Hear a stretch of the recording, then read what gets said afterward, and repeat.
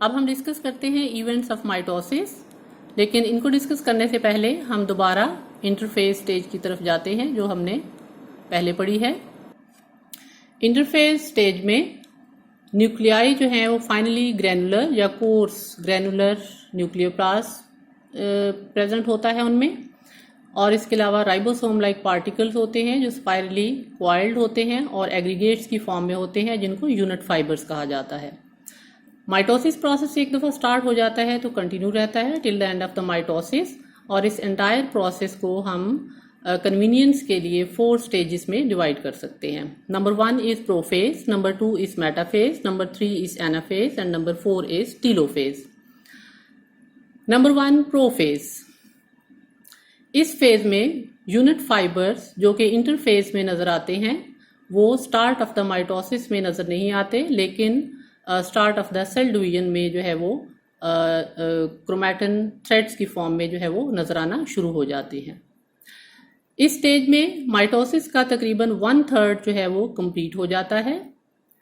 Animals और lower plants के अंदर सेंट्रियोल्स के 2 पेयर्स प्रेजेंट होते हैं जो माइग्रेट करना शुरू कर देते हैं सेल्स के पोल्स की तरफ, और ये इंडिकेट करता है कि अब न्यूक्लियर डिवीजन स्टार्ट होने जा रही है।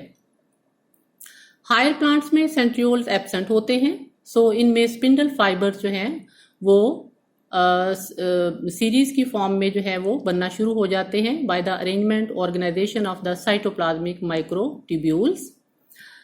अब जो है वो न्यूक्लियर एनवेलप जो है वो भी आहिस्ता आहिस्ता ब्रेक डाउन होना शुरू हो जाता है और ग्रेजुअली जो है वो डिसअपियर हो जाता है।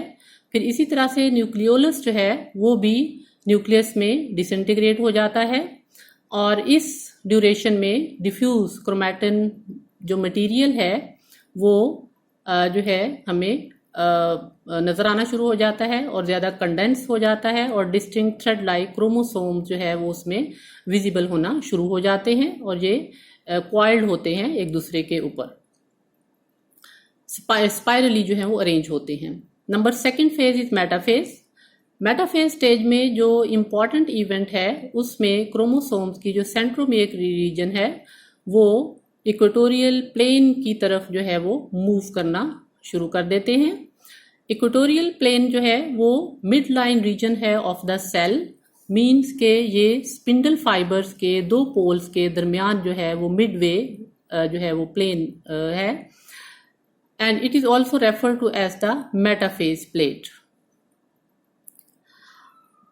अब इस दौरान न्यूक्लियोप्लाज्म जो है वो भी स्लाइटली इलोंगेट होना शुरू हो जाता है, और स्पिंडल फाइबर्स जो है वो इस तरह से नजर आते हैं कि जिस तरह क्रोमोसोम जो है वो उनकी सेंट्रोमियर में जो काइनेटोकोर रीजन होता है उसके साथ अटैच होते हुए नजर आते हैं। स्पिंडल फाइबर्स जो है वो क्रोमोसोम से जो है वो एक्सटेंड होते हैं और ऑपोजिट पोल्स की तरफ जो है वो बनना शुरू हो जाते हैं। Spindle fibres are formed of the microtubules, और क्रोमोसोम जो है वो स्पिंडल फाइबर्स और इसके साथ जो है कोई भी अगर अटैच न्यूक्लियोप्लाज्म का पार्ट है, इन तीनों को ओवरऑल कंप्लीटली जो है कलेक्टिवली हम कहते हैं स्पिंडल अपरेटस।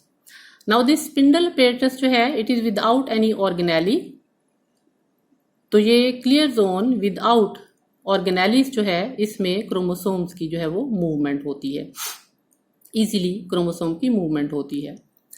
नाउ क्रोमोसोम्स जो हैं these are distinct bodies of 2 closely associated halves, and each half is known as the chromatid, means के क्रोमोसोम जो है वो 2 हाफ्स में जो है वो डिवाइड हो जाते हैं, और लेकिन सेंट्रोमियर से एक दूसरे के साथ जो है वो अटैच हो जाते हैं, तो इनको क्रोमैटिड कहा जाता है, which are similar to each other.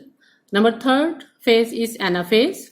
Anaphase जो है वो माइटोसिस की सबसे शॉर्टेस्ट जो है वो फेज है, और इस फेज में जो है वो sister chromatids of each double chromosome जो है वो सेपरेट हो जाते हैं एक दूसरे से, और जो है वो ऑपोजिट पोल्स की तरफ जो है वो मूव करना शुरू कर देते हैं।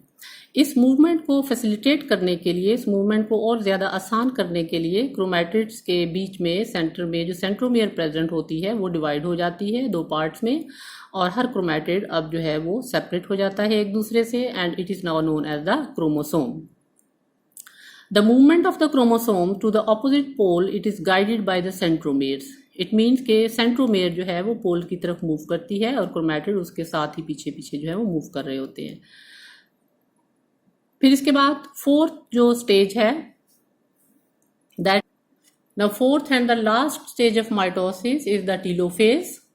और इस स्टेज में साइटोकाइनेसिस होती है, मीन के division of cytoplasm takes place. Animals और प्लांट्स में साइटोप्लाज्मिक डिवीजन का प्रोसेस जो है वो डिफरेंट होता है। प्लांट्स के अंदर जो है वो इक्वेटोरियल प्लेट जो है वो बनना शुरू हो जाती है between the two nuclei, and this plate grows towards the periphery on both sides. और ये जो है वो पेरेंट सेल के वॉल्स के साथ जो है वो अटैच हो जाती है और इस तरह से सेल जो है वो दो पार्ट्स में जो है वो डिवाइड हो जाता है। This partition or the plate which is formed is known as the middle lamella. Then after the formation of middle lamella, the cell wall is formed on both sides of it. Now in each new cell, the chromosomes, they group together and they become to uncoil and then become long thread-like structures once again, and this nuclear membrane reappears, वो दोबारा से बन जाती है और इसी तरह से न्यूक्लियस के अंदर जो न्यूक्लियोलाई डिसअपियर होते हैं वो भी रीजनरेट होना शुरू हो जाते हैं और इस तरह से माइटोसिस का प्रोसेस जो है वो कंप्लीट होता है। और अब हम डिस्कस करते हैं डायग्राम्स ऑफ द माइटोसिस। अब हम इवेंट्स को डायग्रामेटिकली देखते हैं। फर्स्ट रो में जो डायग्राम ए है, इसके अंदर आपको जो है वो न्यूक्लियर मेम्ब्रेन भी नजर आ रही है, कैरियोलिम्फ भी नजर आ रहा है और उसके अलावा न्यूक्लियोलस जो है वो भी नजर आ रहा है और क्रोमोसोम जो है वो भी आपको लॉन्ग क्रोमैटिन मटेरियल जो है वो नजर आ रहा है थ्रेड लाइक स्ट्रक्चर्स में। बी डायग्राम में अगर आप देखें तो उसमें जो है वो आपको क्वाइल्ड फॉर्म में क्रोमोसोम जो है वो नजर आ रहे हैं पार्टिकल फॉर्म में, और ये क्वाइल्ड फॉर्म में आपको नजर आ रहे हैं और सेंटर में न्यूक्लियोलस जो है वो रप्चर होता हुआ नजर आ रहा है। सी डायग्राम जो है उसमें न्यूक्लियोलस कंप्लीटली डिसअपियर हो चुका है और क्वाइलिंग जो है मोर प्रोमिनेंट हो गई है। और इसी तरह से डी डायग्राम में आपको क्रोमोसोम जो है वो क्वाइलिंग अनक्वाइल होने के बाद जो है उसमें आपको जो है वो क्रोमैटिड्स की फॉर्म में जो है वो नजर आ रहे हैं। ये प्रोफेज की जो है वो चारों डायग्राम है।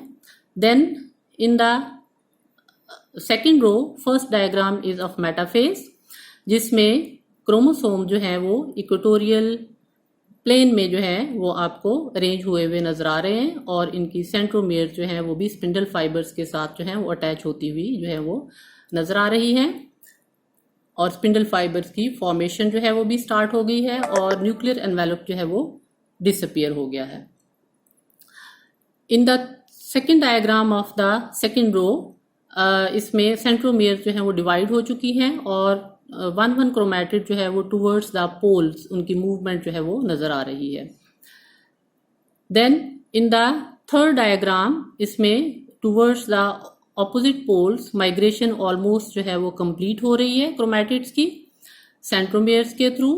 और उसके बाद जो लास्ट डायग्राम है इसमें जो है वो साइटोकाइनेसिस स्टार्ट हो गई है और सेंटर में आपको जो है वो सेल प्लेट जो है वो बनती हुई नजर आ रही है जो कि मिडल लैमेला होगी और उसके बाद जो है ये सेल वॉल जो है इसके दोनों तरफ बन जाएगी और सेल जो है वो कम्प्लीटली टू पार्ट्स में जो है वो डिवाइड हो जाएगा।